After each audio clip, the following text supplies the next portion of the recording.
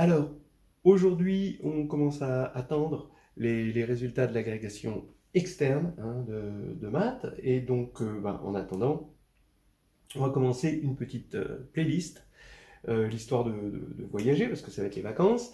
Et donc, on peut aller en algébrie, on peut aller en analystan, en Topoldavie. Mais là, on va aller aux États-Unis d'arithmétique, loin de l'idiocratie And that's Secretary of Education. de Donald Trump, où il risque pas d'être élu. On va parler de représentation d'un entier en somme de carrés, donc en somme de 2 carrés. Ça, c'est quand même assez connu et pas mal de gens le font en développement. Hein, on peut trouver une très bonne source si on veut faire un développement là-dessus. Hein. Quels sont les nombres qui se développent en somme de carrés? On peut le trouver dans Francino Gianella, OroX, ENS, c'est très bien fait là-dedans. Mais on peut après aller chercher plus loin. Donc c'est pour ça le et plus, 6 factorialités, et on en parlera. Le but, en fait, c'est surtout de partir de petites arithmétiques vraiment toutes simples que n'importe qui peut faire à partir du moment où il sait faire une addition et une multiplication. Partir de là pour vous déposer à travers un voyage dans la factorialité, mais surtout pour vous déposer devant un problème qu'on ne voit pas tellement venir à la grecque, qui est le problème des groupes de classes d'idéaux. Ceci dit, les problèmes de groupes de classes d'idéaux, on les retrouve un petit peu dans le problème d'agrègue de 2019, hein, qui est vraiment très très joli. Euh, voilà, alors, l'histoire part finalement, on peut faire partir cette histoire d'un énorme pavé hein, qui s'appelle les Disquisitiones Arithmeticae de Gauss. Gauss a lancé ce pavé qui continue à se propager là maintenant, qui s'est propagé en tout cas sur tout le 19e siècle. Il avait 24 ans, c'est en 1801 que c'est sorti. Et voilà, on va regarder ça à travers des petites choses. Hein, juste, ça va être un commentaire. Ce n'est pas vraiment la correction de la grecque 2015, mais on peut, en lisant la grecque 2015, voir ceci comme une illustration, la grecque 2015 étant évidemment beaucoup plus précise dans les résultats, même si elle ne dépose pas, elle n'est pas allée assez loin, et elle ne dépose pas jusqu'à cette histoire de groupe d'idéaux, ce que l'on va faire tout de même. Alors voilà l'histoire, je commence hein, tout de suite. On veut savoir si un élément, un entier, bon, s'il est positif, hein, bien sûr, strictement positif. S'il est négatif, là, ça ne va pas marcher, mais voilà, on en reparlera. Si un entier se décompose en somme de 2 carrés, voilà. Mais pourquoi en somme de 2 carrés? Bon, parce que ça a été l'histoire originelle hein, de tout un beau roman qui s'appelle Disquisitiones. Et on peut aussi regarder s'il se décompose en x2 plus 2 y2, pourquoi pas, ou x2 plus 3 y2, ou x2 plus 5 y2. C'est ça que l'on va faire, c'est regarder cette suite-là, on va regarder systématiquement ces 4, on va dire formes quadratiques, puisqu'il faut appeler les choses par leur nom, et on dit que M, un entier M, est représenté par une forme quadratique si M est égal à Q de XY pour Q, cette forme quadratique, et XY dans Z. Alors c'est une forme quadratique qu'on appelle binaire, puisqu'elle a 2 variables, hein, et entière. Voilà. Alors, regardons d'un petit peu plus près, et vous allez voir, c'est un espèce de bingo auquel on joue, on a des nombres, et on regarde si ces nombres apparaissent, c'est exactement comme quand vous jouez, ceci dit maintenant on ne joue plus tellement au bingo, et peut-être dans les maisons de retraite, je ne sais pas. Alors ici, x2 plus y2. Eh bien, qu'est-ce qu'on va voir apparaître? Toujours 1. Évidemment, tous les carrés vont apparaître. Hein. Si vous prenez y égale 0, vous voyez que tous les carrés apparaissent, et tous les produits de carrés par le nombre d, qu'on va appeler d hein, ici, bah, vont apparaître aussi. Mais maintenant, quels sont ces nombres? Alors ici, on a 1, bah, on a 2, 1 plus 1, 4, bon évidemment les carrés, 5, hein, comme 1 plus 4, 8, bon, 9, parce que c'est un carré, 10, bon, on va voir 10 arriver, parce que c'est 9 plus 1, 13, parce que c'est 9 plus 4, 16, évidemment, c'est un carré, 17, parce que c'est 16 plus 1, 20, etc. etc. Bon, voilà quelque chose. Alors, on fera peut-être les remarques après. x2 plus 2y2, ben voilà quelques nombres qui apparaissent, je les mets dans l'ordre. Hein. 1, 2, 3, 4, c'est bien parti, mais pas 5. 6, 8, 9, 11, 12, 17, 18, 19. Évidemment, hein, les carrés y sont. Hein. J'ai pas mis 16, mais bon, c'est évident, hein, 16, puisqu'il y a tous les carrés. Des fois, je mets pas les nombres qui sont pas très pertinents.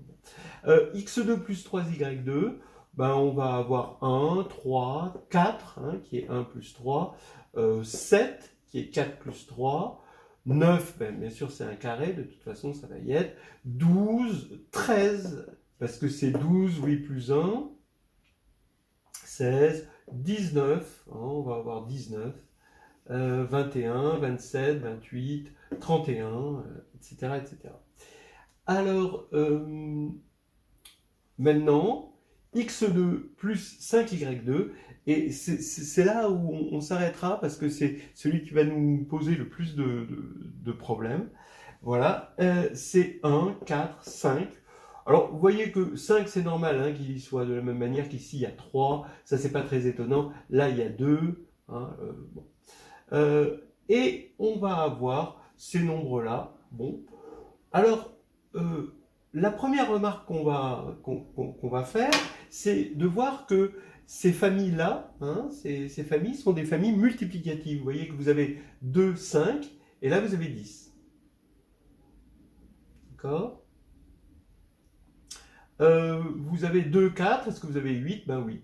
Vous avez 5, 4, est-ce que vous avez 20? Ben oui. Ok, bon, donc vous aurez 90, 72, évidemment, vous aurez toutes ces choses. Hein, vous aurez 8, 2, vous avez 16, mais ça c'est normal, c'est un carré. Voilà. Là, pareil, c'est multiplicatif. Bon, vous avez 2, 3, vous avez 6. Hein, vous avez 2, 4, vous avez 8, vous avez 3, 4, vous avez 12. Bon, vous aurez 24, vous aurez 3, 6, vous avez 18. C'est une famille multiplicative. Et là, je vous laisse vérifier hein, que vous avez toujours une famille multiplicative. Alors pourquoi? C'est tout simplement parce que x2 plus, vous avez une identité remarquable que vous pouvez vérifier très facilement. x2 plus dy2, facteur de x'2 plus dy'2 est égal à xx' moins dy' le tout au carré, plus d fois xy' plus yx', le tout au carré.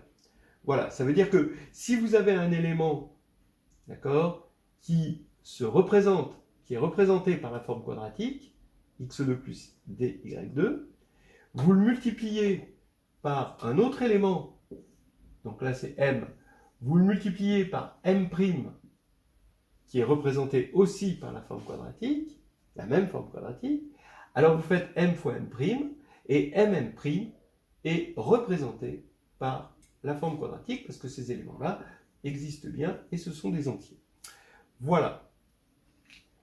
Donc, on vient de comprendre, en une formule, pourquoi cette famille-là que j'écris est une famille, c'est un monoïde multiplicatif, donc je l'appelle m indice d, c'est l'ensemble des petits m qui s'écrivent x2 plus dy2, là on a d égale 1, d égale 2, d égale 3, et d égale 5, et c'est un monoïde multiplicatif, c'est clair, c'est pour tout d, même d pourrait être négatif, ça marche aussi. Bon, en revanche, on a une autre propriété. C'est-à-dire qu'on va faire l'inverse, c'est multiplicatif, oui, mais réciproquement. Si on a 10, et 10, on sait qu'il se décompose en 2 fois 5, est-ce que vous avez 2 et 5 qui sont dedans? Bon, évidemment, il faut faire un petit peu attention. Par exemple, vous avez 9. 9, c'est un carré. C'est 3 fois 3. Mais il n'y a pas 3 dedans. D'accord. Oui, mais ça, c'est normal parce que 9 est un carré. Ce que je veux, c'est une propriété arithmétique du style de l'ensemble du monoïde MD, du style si AB est dans MD, avec A et B premiers entre eux, donc c'est ce qui se passait pour, par exemple, 2 et 5, 2 fois 5 est égal à 10, 10 est dans MD, donc 2 et 5 sont bien dans MD. Voilà. Alors A et B sont dans MD. Voilà. Eh bien, on se rend compte pour lui que c'est vrai, pour lui c'est vrai, pour lui c'est vrai. Et c'est là où ça devient, en fait, intéressant, ça va être là le portail d'un après-agrègue en quelque sorte, c'est que ici, ça devient fou. Alors, bon, regardons, ce 12, c'est 3 fois 4, 18, c'est 2 fois 9, et 2 et 9, ça marche. Bon, vous allez me dire, c'est 3 fois 6, ça marche aussi, mais 3 et 6 ne sont pas premiers entre eux, alors on laisse de côté celui-ci. 21, ben, c'est 3 fois 7, donc les 3 et 7 sont premiers entre eux, voilà, donc voilà des petites histoires qui marchent très bien. Et tout d'un coup, on a une famille multiplicative, bon, donc ça c'est clair, par ça, mais par contre, cette propriété réciproque, ne marche pas. Et on voit déjà un problème. Vous avez 14 ici, c'est 2 fois 7, 2 et 7 sont premiers entre eux, mais ni 2 ni 7 ne sont représentés par la forme, alors que 14 l'est. Vous avez pareil, 21, regardez, 3 fois 7, et 3 et 7 n'y sont pas. Voilà. Alors, bon, on va quand même positiver, et déjà commencer par regarder ce qui va nous intéresser. De toute façon, on sait que tous les carrés sont là-dedans, donc tous les nombres premiers au carré vont être dedans en particulier pour tout ça. Maintenant, surtout pour les 3 premiers où on a cette réciproque, ben, on a compris, si on arrive à montrer que ça c'est vrai évidemment, mais on a compris qu'il suffit de chercher les nombres premiers qui sont dedans. Alors quels sont les nombres premiers? Ben là, vous allez avoir, bon, 1 il est primaire, il n'est pas premier, donc 2, 5, 13, 17. Eh bien, on va remarquer une chose, c'est que ce sont, à part, bon, il y a 2, évidemment, P égale 2, bon, il est un peu exceptionnel, là, 2, mais sinon, ce sont des nombres qui sont premiers, bien sûr, congrus à 1 modulo 4. En fait, on a tous les premiers congrus à 1 modulo 4. Voilà. Si on doit regarder x2 plus 2y2, alors on va avoir les nombres congrus. Alors on va prendre les nombres premiers. Alors bien sûr, il va y avoir 2, bon, ce qui est très normal. Mais il va y avoir, maintenant pour les nombres premiers, pour les autres, vous allez avoir 3, 11, 17, 19.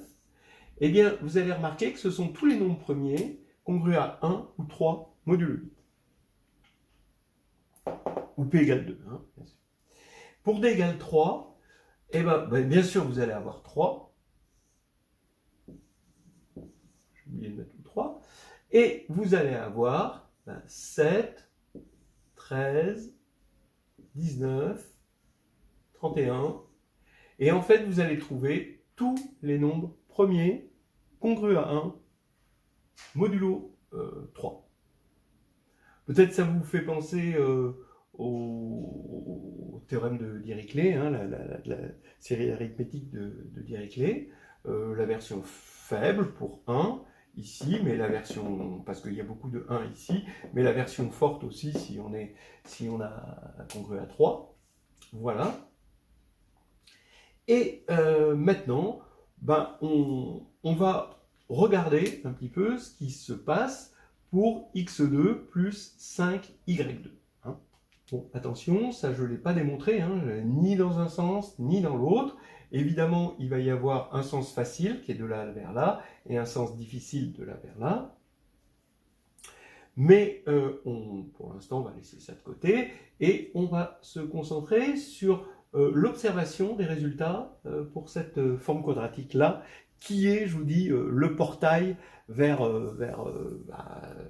les groupes de classe d'idéaux, qui est le truc le plus, le plus classe et le plus idéal qu'on rencontre en arithmétique.